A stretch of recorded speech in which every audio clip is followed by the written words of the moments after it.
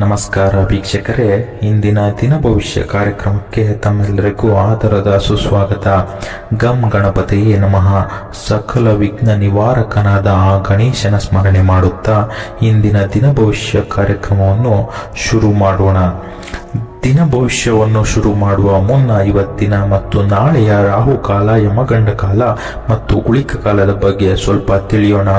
ರಾಹುಕಾಲ ಇಂದು 10:52ರಿಂದ 12:28ರವರೆಗೆ, ನಾಳೆ 9:16ರಿಂದ 10:52ರವರೆಗೆ. ಯಮಗಂಡ ಕಾಲ ಇಂದು 3:40ದಿಂದ 5:16ವರೆಗೆ, ನಾಳೆ 2:04ದಿಂದ 3:40ವರೆಗೆ. ಇನ್ನು ಗುಳಿಕ ಕಾಲ ಇಂದು 7:39ದಿಂದ 9:15ವರೆಗೆ, ನಾಳೆ 6:03ದಿಂದ 7:39ವರೆಗೆ. ಯಾವುದೇ ಶುಭ ಕಾರ್ಯಗಳನ್ನು ಈ 3 ಸಮಯಗಳಲ್ಲಿ ಪ್ರಾರಂಭಿಸಬೇಡಿ, ಅದು ಅಶುಭಕ್ಕೆ ಕಾರಣವಾಗುತ್ತದೆ. ಶುಭ ಮುಹೂರ್ತ ಇಂದು 12:20ದಿಂದ 1:05ವರೆಗೆ, ನಾಳೆ 11:15ದಿಂದ 12ಗಂಟೆವರೆಗೆ. ಇಂದು ನಾವು ಮೇಷರಾಶಿಯವರ ಇಂದಿನ ಮತ್ತು ನಾಳೆಯ 2 ದಿನಗಳ ಭವಿಷ್ಯ ಹೇಗಿದೆ ಎಂಬುದನ್ನು ನೋಡೋಣ. ಮೊದಲನೆಯದಾಗಿ ಆರ್ಥಿಕ ಸ್ಥಿತಿ ಮತ್ತು ಹಣಕಾಸು ಹೂಡಿಕೆ. ಆರ್ಥಿಕವಾಗಿ ಮೇಷರಾಶಿಯವರು ತಮ್ಮ ನಿರ್ಧಾರಗಳಲ್ಲಿ ಅತೀವ ವೇಗವನ್ನು ತೋರಿಸುತ್ತಾರೆ. ಈ 2 ದಿನಗಳಲ್ಲಿ ನಿಮ್ಮ ಆರ್ಥಿಕ ಯೋಜನೆಗಳು ಹಠಾತ್ ಬದಲಾವಣೆಗಳನ್ನು ಕಾಣಲಿವೆ. ದೀರ್ಘಕಾಲದಿಂದ ಬಾಕಿ ಉಳಿದಿದ್ದ ಪಾವತಿಗಳು ಅಥವಾ ಕಂತುಗಳ ಹಣ ನಿಮ್ಮ ಕೈ ಸೇರಲಿದ್ದು, ಇಂದು ನಿಮ್ಮ ಆರ್ಥಿಕ ಒತ್ತಡವನ್ನು ತಗ್ಗಿಸಲಿದೆ.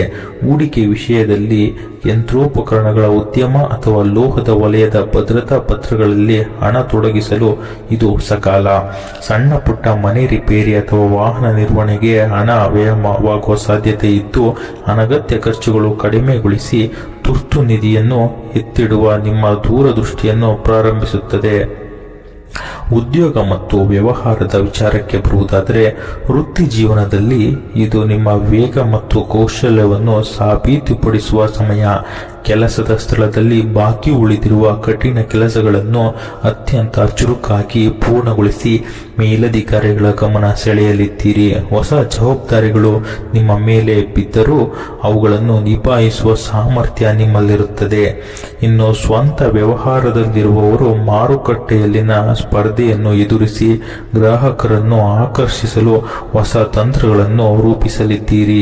ವಿಶೇಷವಾಗಿ ಮಾರಾಟ ಮತ್ತು ವಿತರಣೆ ರಂಗದಲ್ಲಿ ಇರುವವರಿಗೆ ಈ 2 ದಿನಗಳು ಹೆಚ್ಚಿನ ಲಾಭವನ್ನು ತಂದುಕೊಡಲಿದೆ.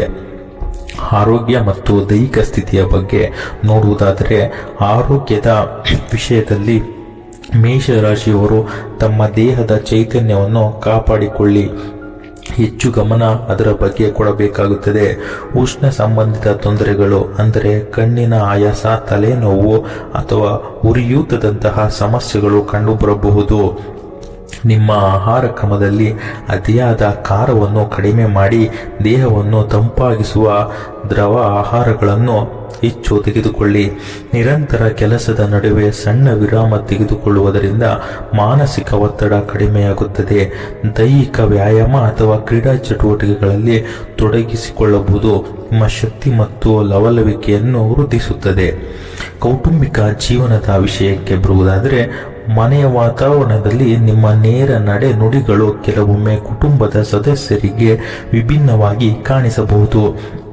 ಮನೆಯಲ್ಲಿನ ಹಿರಿಯರೊಂದಿಗೆ ಸುದೀರ್ಘವಾದ ಮಾತುಕತೆ ನಡೆಸಿ ಕೌಟುಂಬಿಕ ಯೋಜನೆಗಳ ಬಗ್ಗೆ ಅಭಿಪ್ರಾಯಗಳನ್ನು ಹಂಚಿಕೊಳ್ಳಿ. ಮನೆಯ ಸದಸ್ಯರೊಂದಿಗೆ ಸಮಯ ಕಳೆಯುವುದು ನಿಮ್ಮ ಬಾಂಧವ್ಯವನ್ನು ಗಟ್ಟಿಗೊಳಿಸುತ್ತದೆ. ಮನೆಯಲ್ಲಿ ನಡೆಯುವ ಸಣ್ಣ ಪುಟ್ಟ ಸಮಾರಂಭ ಅಥವಾ ಬಂಧುಗಳ ಭೇಟಿಯಿಂದ ಮನಸ್ಸಿಗೆ ನಿಮಗೆ ಹಿತ ಸೇರಲಿದೆ. ಒಟ್ಟಾರೆಯಾಗಿ ನಿಮ್ಮ ಮನೆಯ ಜವಾಬ್ದಾರಿಗಳನ್ನು ಸಮರ್ಥವಾಗಿ ನಿಭಾಯಿಸುವ ಮೂಲಕ ಕೌಟುಂಬಿಕ ನೆಮ್ಮದಿಯನ್ನು ಕಾಪಾಡಿಕೊಳ್ಳಲಿದ್ದೀರಿ. ಪ್ರೀತಿ ಮತ್ತು ವೈವಾಹಿಕ ಜೀವನದ ಬಗ್ಗೆ ನೋಡುವುದಾದರೆ, ದಾಂಪತ್ಯದಲ್ಲಿ ಮತ್ತು ಪ್ರೇಮ ಸಂಬಂಧಗಳಲ್ಲಿ ಪ್ರಾಮಾಣಿಕತೆಯನ್ನು ತೋರುವುದು ಈ 2 ದಿನಗಳಲ್ಲಿ ಅತ್ಯಂತ ಮುಖ್ಯ.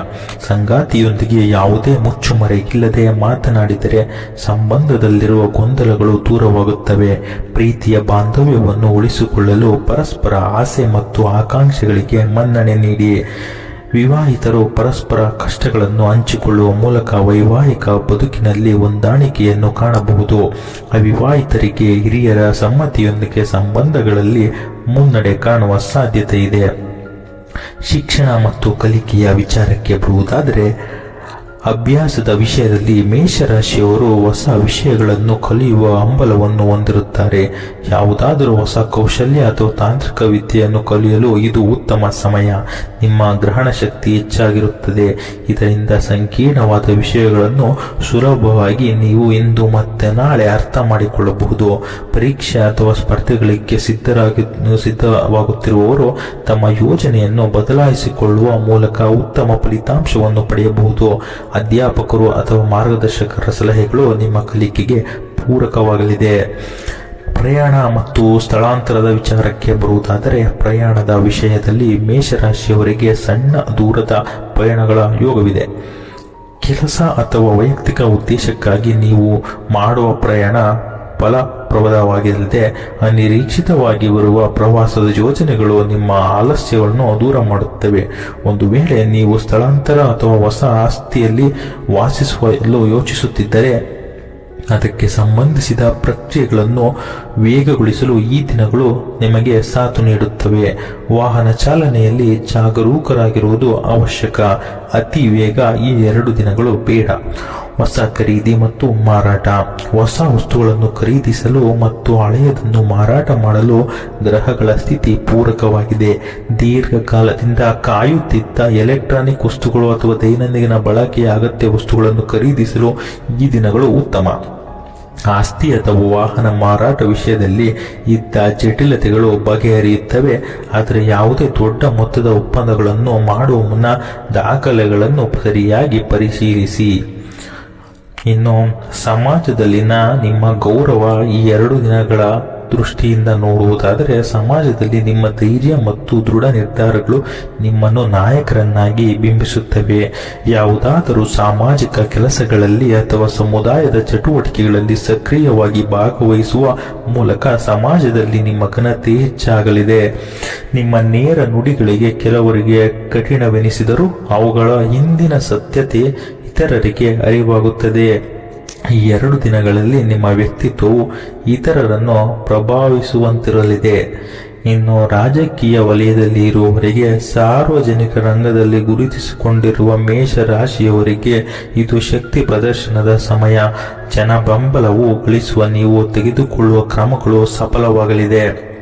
ಪಕ್ಷ ಅಥವಾ ಸಂಘಟನೆಯಲ್ಲಿ ನಿಮ್ಮ ಮಾತಿಗೆ ಮನ್ನಣೆ ಸಿಗಲಿದೆ. ವಿರೋಧಿಗಳ ಕುತಂತ್ರಗಳಿಗಿಂತ ನಿಮ್ಮ ನೇರ ಕಾರ್ಯವೈಖರಿ ಜನರಿಗೆ ಹೆಚ್ಚು ಇಷ್ಟವಾಗುತ್ತವೆ. ಇನ್ನು ಮೇಷರಾಶಿಯವರ ಪರಿಹಾರದ ವಿಚಾರಕ್ಕೆ ಬರುವುದಾದರೆ, ಮಂಗಳನ ಪ್ರಭಾವವನ್ನು ಸಕಾರಾತ್ಮಕವಾಗಿ ಬಳಸಿಕೊಳ್ಳಲು ಸುಬ್ರಹ್ಮಣ್ಯ ಸ್ವಾಮಿಯ ಸ್ಮರಣೆ ಮಾಡಿ ಮತ್ತು ಬಡವರಿಗೆ ಕೆಂಪು ಬಣ್ಣದ ಧಾನ್ಯಗಳು, ಉದಾಹರಣೆಗೆ ಕೆಂಪು ಕಡಲೆ ಅಥವಾ ಬೇಳೆಯ ದಾನ ಮಾಡುವುದು ಮಂಗಳಕರ. ಇವತ್ತಿನ ನಿಮ್ಮ ಅದೃಷ್ಟದ ಬಣ್ಣ ಕೆಂಪು ಮತ್ತು ಕಿತ್ತಳೆ.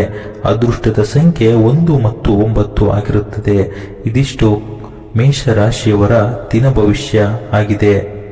ಇದೇ ರೀತಿ ಹೆಚ್ಚು ವಿಡಿಯೋಸ್ಗಳಿಗಾಗಿ ನಮ್ಮ ಚಾನಲ್ ಅನ್ನು ಸಬ್ಸ್ಕ್ರೈಬ್ ಮಾಡಿಕೊಳ್ಳಿ.